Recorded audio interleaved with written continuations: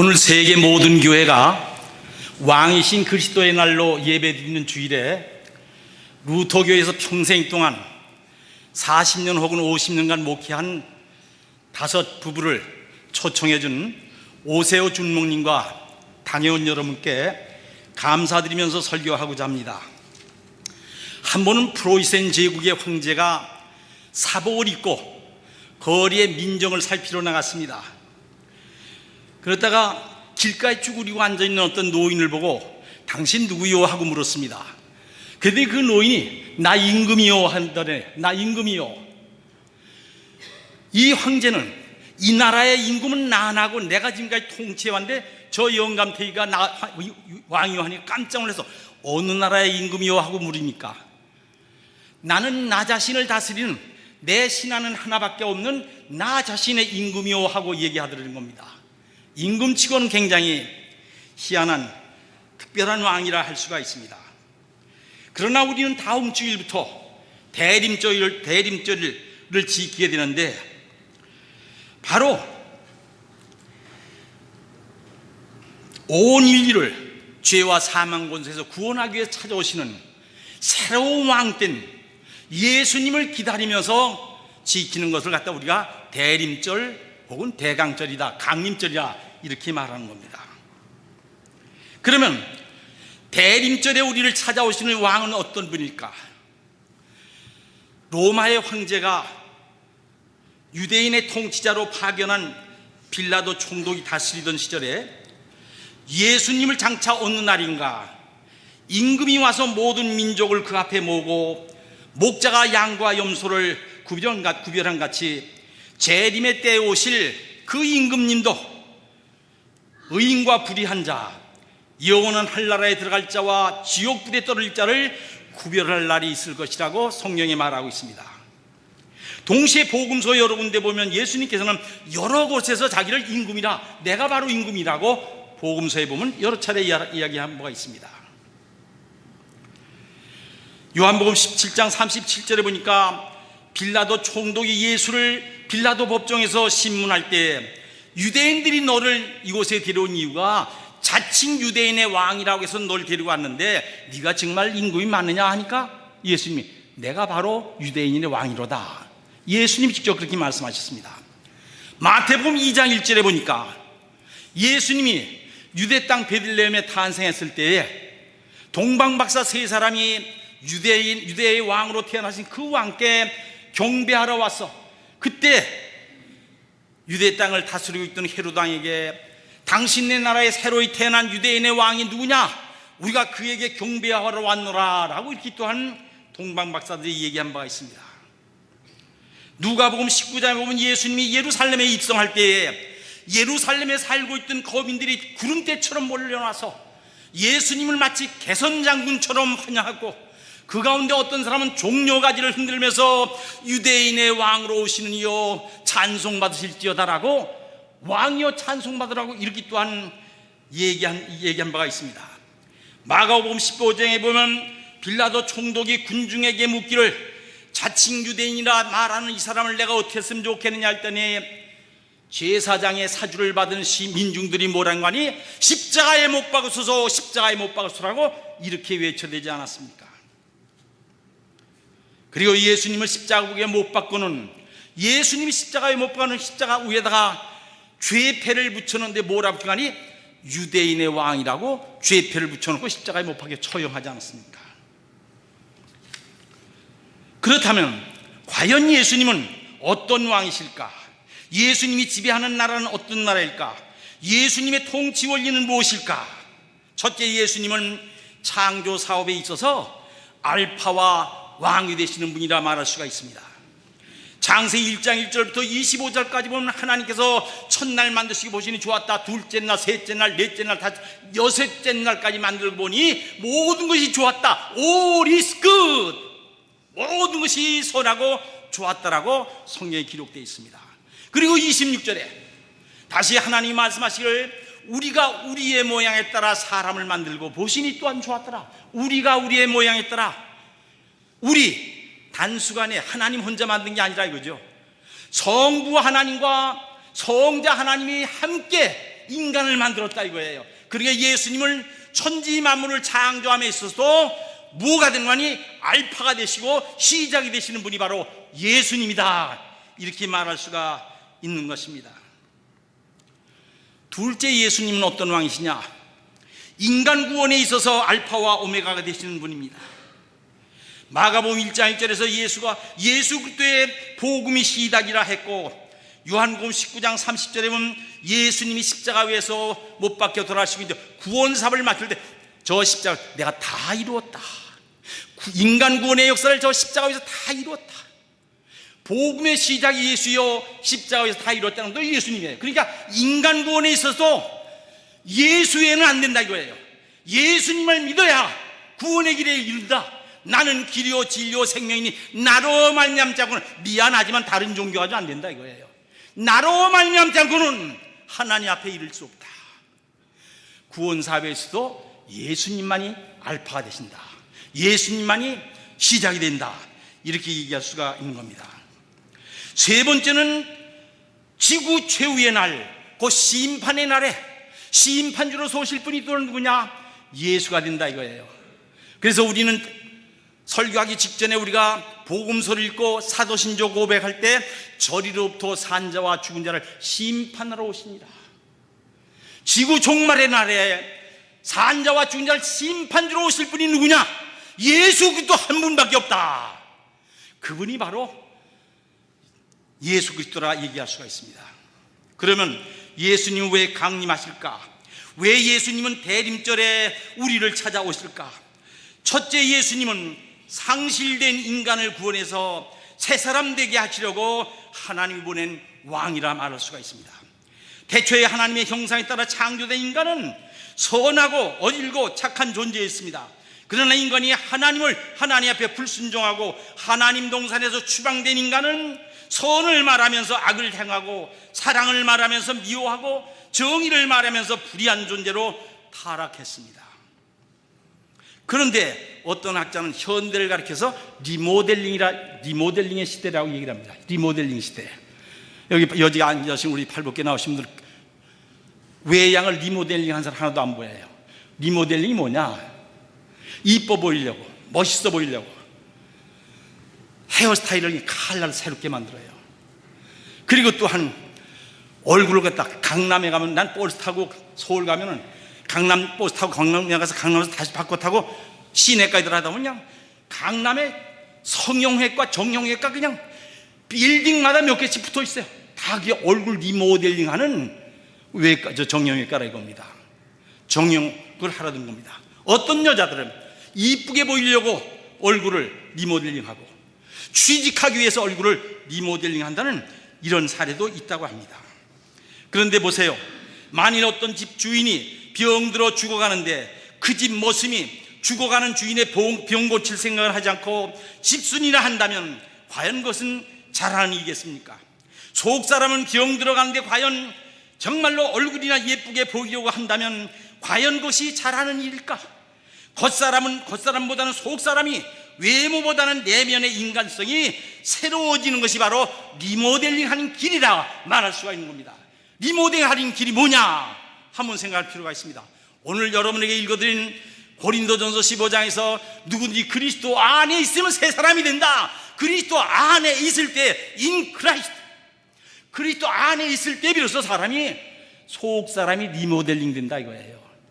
강남에 가서 몇백만 원, 몇천만 원씩 쳐들어가면서 얼굴 성형술했다 해서 그 사람이 마음이 예뻐지는 게 아니잖아요. 굳은 마음이 고다지는 것이 아니잖아요.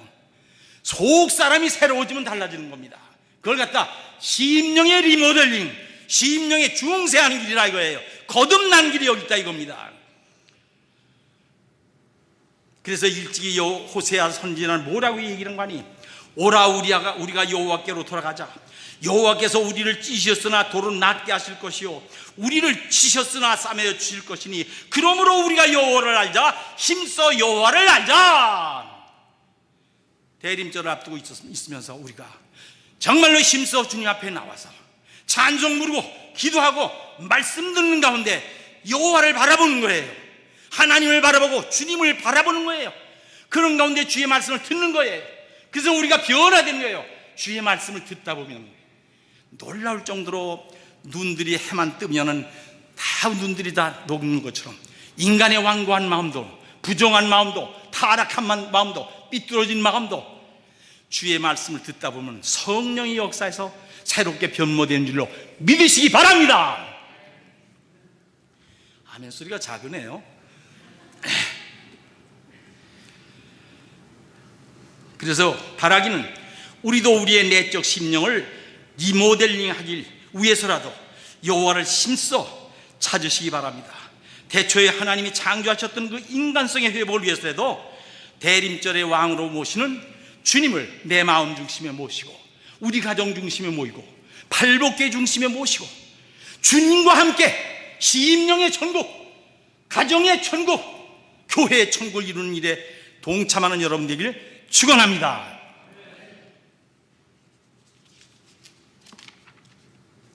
둘째, 예수님은 파괴되고 훼손된 자연계를 회복시키기 위해서 찾아오시는 분이십니다.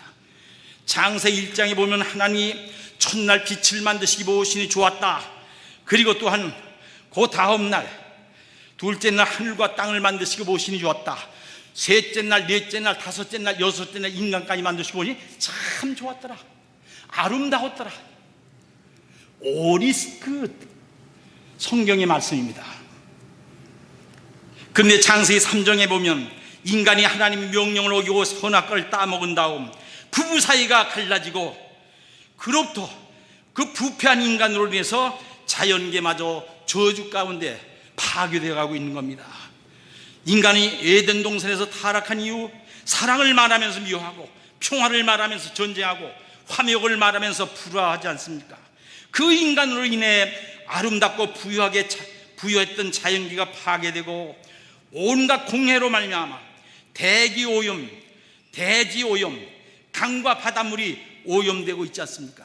자연계가 온통 병들어가고 있으니 그 안에 살고 있는 인간도 동물도 식물들도 새들도 어류들도 모양이 달라지고 기형아가 생기고 병들어가고 있지 않습니까? 그러나 태초에 하나님 창조하신 천하 만물은 다 선하고 아름답게 창조되었기에 그래서 우리는 찬송을 부를 때 참 아름다워라 주님의 세계는, 하나님이 창조한 세계는 아름다웠습니다. 그래서 우리가 참 아름다워라 주님의 세계는이라고 노래하지 않습니까? 그러나 지금 우리가 살고 있는 지구촌은 그 어디를 가든지 대기 끼워낸 아항산가스로 오염되어 있고 대지는 쓰레기로 말미암아 썩어가고 있고 강도 바다도 오수로 말미암아 신음하고 죽어가고 있습니다. 이 같은 공해로 인해서 아지 못하는 신종 병들이 나타나고 있습니다. 그뿐입니까? 사람도 짐승도 심지어 물고기 중에도 기형이 생겨나고 지구촌의 생명체와 인류를 불안하게 하고 있지 않습니까? 그래서 이 비극을 미리 내다본 사도 바울 선생은 로마서 8장 22절에서 뭐라고 얘기하고 있습니까? 모든 피조물들이 탄식하며 고통 중에서 하나님의 자녀들이 나타나길 고대하고 있다고 사도 바울은 로마서 8장 22절에서 이렇게 얘기하고 있습니다. 구원받은 하나님의 자녀들이 나타나서 파괴된 상태계를 복원시켜주기를 간절히 기대하고 있다고 했습니다. 병든 지구촌을 치료해서 태초의 원형대로 회복시켜주기를 간절히 기대하고 있다는 말입니다. 바로 여기에 이 시대에 우리 크리스천의 사명이 있다고 봅니다. 따라서 이제부터 우리 모두는 가정에서부터 물을 아껴 써야 합니다. 휴지 한 잔에도 아껴 써야 합니다. 종이컵 하나에도 아껴 써야 합니다. 전기 한 대에도 아껴 써야 합니다. 왜? 이 모든 것들은 자연계를 훼손해서 오는 것을 가지고 우리가 사용하기 때문에 모든 데 아껴 써야 한다 이거예요. 그런데 어떻습니까? 사람들 심보가 어떻게 되먹었던지 몰라도 근데 밖에 나갔다면 가져가던 것들 말이죠. 산에 올라가든지 무슨 어딜 나가면 갔다가 먹던 무슨 컵잔을 갖다 버린다든지 깡통을 버린다든지 또 유리 저기 갖다가 여기저기 버린다든지 아예 어떤 사람은 집에 쓰레기를 갖다 봉투에 가지고 나오다 자동차 타고 가다 그냥 버리는 이런 양심에 화인 맞은 이런 사람들도 없지 않습니다. 그러나 적어도 하나님을 믿는 우리들은 하나님의 아들, 딸들이 나타나서 병든 사회에 병든 자연계를 건강하게 복원시키기를 원한다고 성경에 했으면 우리들부터 달라져야 하는 겁니다. 가정에서 달라져야 해요. 교회 와서도 종이포 하나도 아껴 쓰는 이러한 정신을 갖고 우리가 달라져야 하는 겁니다. 여러분들, 아무데나 버리지 말고 쓰레기가 있으면 주워다 뭘 하더라도 이런 마음을 갖고 우리가 자연계를 복원하는 일에 우리 기독교인들이 앞장서야 한다 하는 것을 성서는 우리에게 가르쳐주고 있는 겁니다. 그래서 올바르게 사는 기독교인들로 인해서 대기권도 대지도 그리고 강과 바다도 신음하고 있는데 그 가운데 살고 있는 우리가 일어나서 깨끗이 하는 일에 앞장서주기를, 회복시켜주기를 고대하고 있다고 했습니다. 그러므로 우리는 지금 이 시간 이후부터 자연계의 파수꾼으로 새로 태어나야 할 줄로 믿습니다. 지구촌의 감시자들로 새로 태어나는 은혜의 시간 되기를 축원합니다. 셋째, 예수님은 왜 오시는가? 평화의 왕으로 평화가 절박히 요청되는 지구촌에 평화를 주러 오시고는 평화의 왕이십니다. 예수님이 탄생하기 700년 전 하나님의 이사야 선지자를 통해서 뭐라고 말씀하신 거 아니? 9장 6절에서 이새의 뿌리에서 한 싹이 나리니 그는 평화의 왕이라. 강림절에 우리를 찾아오시는 분은 평화의 왕으로 오신다. 이렇게 평화가 절박하게 요청되는 이 시대에 평화의 왕으로 오신다라고 말하고 있는 겁니다. 예수님이 탄생했을 때 누가복음 2장 14절에 보니까 예수님 탄생에 대해서 천군 천사가 노래하기를 지극히 높은 곳에서는 하나님께 영광이요 땅에서는 모든 기쁨을 입은 모든 사람에게 평화로다. 예수님은 세상에 평화를 주는 평화의 왕이시라고 얘기를 하고 있는 겁니다. 그래서 인간은 너나 할 것 없이 평화를 간절히 고대하고 있습니다. 그래서 우리가 아침마다 일어나면 손님을 만나면 편안하셨습니까? 유대 나라는 옛날부터 지금에 이르까지 아침에 만나면 샬롬, 편안하십니까? 인간은 평화를 바랍니다. 평화를 갈망하는 존재입니다. 그런데 어떻습니까? 인간은 그토록 평화를 갈망함에도 불구하고 전쟁하지 않습니까? 어떻게 보면 인류의 역사는 전쟁의 역사요, 인간은 전쟁하는 동물이라 할 수 있습니다. 불란서의 어떤 기자가 쓴 걸 전 읽었어요. 그 기자가 지난 3400년 동안 모세가 이스라엘 백성을 출애굽시켜서 가나안 땅을 그때 기원전 1400년부터 지금의 3400년 동안 이 지상에는 전쟁이 얼마나 많이 일어나는 거야? 8000번 정도 일어났다. 이 사람은 조사한 걸 기록했어요. 8000번 정도 일어났다. 영국에서 78번, 불란서에서 71번, 스페인에서 64회, 러시아에서 41회, 오스트리아에서 52회, 독일에서 24번, 중국에서 11번, 일본에서 9번, 미국에서 13번, 우리나라도 삼국시대 이후, 삼국시대도 많이 일어났어요. 삼국시대 이후 조선시대에 와도 임진왜란이 있고 병자호란이 일어났어요. 한국 근대사의 모델로 6.25 전쟁 3년 동안 동족 상잔의 전쟁이 일어나지 않습니까? 그토록 열망하는 전쟁, 평화롭지는 않고 전쟁이 계속해서 일어나고 한 겁니다. 제1차 대전이 끝난 다음에 1916년에 일어난 제1차 대전이 끝난 다음에 이제는 전쟁은 더 이상 안 일어나지 않는데 20여 년 만에 제2차 대전이 일어났어요. 2차 대전에서 너무나도 많은 사람이 죽었기 때문에 이제는 전쟁이 더 이상 일어나서 안 되면서 유엔이라는 기구를 만들었어요. 유엔 1948년에 유엔을 만들었잖아요. 그런데 그 후에도 중동 전쟁, 이란 전쟁, 이라크 전쟁, 베트남 전쟁, 지금도 저 중동에서 전쟁이 일어나고 있지 않습니까? 어떻게 인간은 전쟁을 사랑함에도 불구하고 전쟁하는 동물로 전락해서 전쟁이 끊임없이 일어나고 있을까? 그런데 전쟁 가운데 두 가지 전쟁이 있는 겁니다. 잘들 기억해 주시기 바랍니다. 그 전쟁 가운데 전쟁터에 나가서 피 흘려 싸우는 전쟁이 있는가 하면은 내 안에서 무시로 일어나는 나와의 싸움도 있는 거예요. 이 자리에 여기 나오신 성도 가운데도 지금 마음속에 갈등이 생겨가지고 말이고 빨리 설교가 끝나야 돌아갈 텐데 부부 사이가 서로가 토라져서 나온 사람도 있어요. 자녀하고 싸워가지고 토라져서 나온 사람도 있고 계속해서 이 안에서 지금 분쟁이 일어나는 분이 없잖아 있는 거예요. 세계적인 전쟁 영웅하면 구약 성경의 다윗왕이에요. 다윗왕은 전쟁에 나갔다면 승리하는 이런 신화를 일으켰는데 그렇게 유명한 사람이에요. 그러면 그냥 망령이 들어가지고 자기 부하 장군 우리아의 아내가 너무도 아름다웠기 때문에 우리아 장군을 전쟁터에 나가 죽게 하고 그 아내 우리아의 아내를 가서 자기 아내로 맞았다가 가정에서 다윗 왕가에서 얼마나 형제 자매들 간에 전쟁이 많이 일어났습니까? 영국에서 해전의 용사명제나 넬슨 제독을 말합니다. 영국이 세계의 해양 왕국이 되는데 넬슨 제독의 역할이 대단히 크는데, 넬슨 제독은 어떤 사람입니까? 나폴레옹의 함대를 갖다 무찔렀어요. 그러니까 넬슨 제독이 얼마나 대단해. 그런데 그 사람이 군생활 옷 벗고 나갔다가 여자 때문에 이 사람이 시험 들어가지고 전쟁이 일어나는, 마음속에 가정에 불화가 일어나는 거예요. 이것도 전쟁이에요. 그렇기 때문에 사랑하는 성도 여러분, 전쟁에서는 전쟁터에 나가 싸우는 것만이 전쟁이 아니라 내 안에서도 무시로 수시로 내 안에서도 전쟁이 일어나고 있다. 지금 교회당에 와 앉았음에도 불구하고 마음이 그냥 불안 가운데 있다. 어떻게 해야지 그 마음에서 일어나는 마음의 전쟁, 무시로라는 걸 갖다 억누를 수가 있고 그걸 극복할 수 있느냐 이겁니다. 그것은 다른 것이 아니라 내 마음이 먼저 평화로워야 비로소 부부지간의 평화가 유지됩니다. 부모와 자녀지간의 평화가 유지됩니다. 직장 동료지간의 화목이 유지됩니다. 내 마음의 평화롭기 위해서는 평화의 왕으로 오시는 예수 그리스도를 모시고 살 때 가능합니다. 예수 그리스도를 모시고 살 때, 말씀 안에서, 말씀을 통해서 주님은 우리를 찾아오는데 말씀 안에서 예수 그리스도 안에 우리가 거할 때, 말씀 안에 우리의 신앙의 뿌리를 놓고 살아갈 때 여러 가지 마음속의 근심 걱정이 사라지는 겁니다.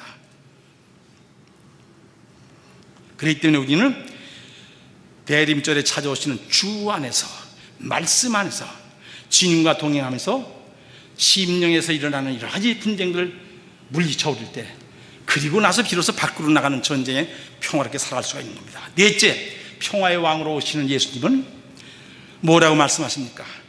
그 예수님은 우리에게 평화의 조성자, 피스메이커가 되라. 그래서 예수님께서는 마태복음 5장 9절에서 화평케 하는 자는 복이 있나니 저희가 하나님의 아들이라 일컬음으로 만다. 화평케 하는 사람들, 화목케 하는 사람들, 피스메이커들이 하나님의 아들이 되고 하나님 딸 되는 비결이다. 사랑하는 성도 여러분, 이 시간 여러분 마음속에서 계속해서 누구 미워하는 생각이 있습니까? 남을 미워하고 시기하고 질투하고 싶은 마음이 생깁니까? 아직까지도 그리스도 안에 살지 않는 증거예요. 그리스도 안에 우리가 뿌리를 내리고 살면은 심령의 평화가 생기는 거예요. 그래서 우리가 정말로 우리 노래를 부를 때도 주 안에 있는 나에게 딴 근심이 있으랴. 예수 그리스도 안에 있을 때 근심 걱정이 사라지는 거예요. 마음의 분노가 사라지는 거예요. 그것이 없으면 남의 자식 공부 잘하면 것이 질투가 생기는 거예요. 다른 사람 남편이 출세하는 것이 질투가 생기고 축하하고 싶은 생각이 없어지는 거예요. 주 안에 있는 나에게 딴 근심이 있으랴. 정말로 우리가 주 안에 살 때 평화의 왕으로, 평화의 왕이신 예수 그리스도 안에 있을 때 우리도 다른 사람에게 피스메이커, 평화를 조성하는 화목제가 될 수가 있다. 오늘 마태복음 5장 마지막 부분에서 마태복음 25장 마지막 부분에서 얘기를 하십니다. 예수께서 어떤 사람이 하나님의 아들 딸 되는 비결이냐, 어떤 사람이 태초부터 지금까지 준비해온 하늘나라를 상속받을 사람이냐, 아주 쉽게 예수님은 오늘 비유해서 말하고 있습니다.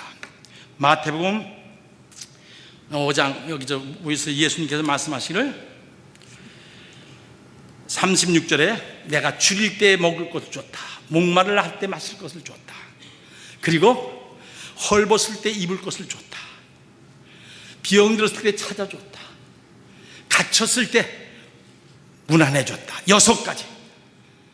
그런 사람이 대림절의 왕으로 오시는 주님으로부터 복받는 사람들이다.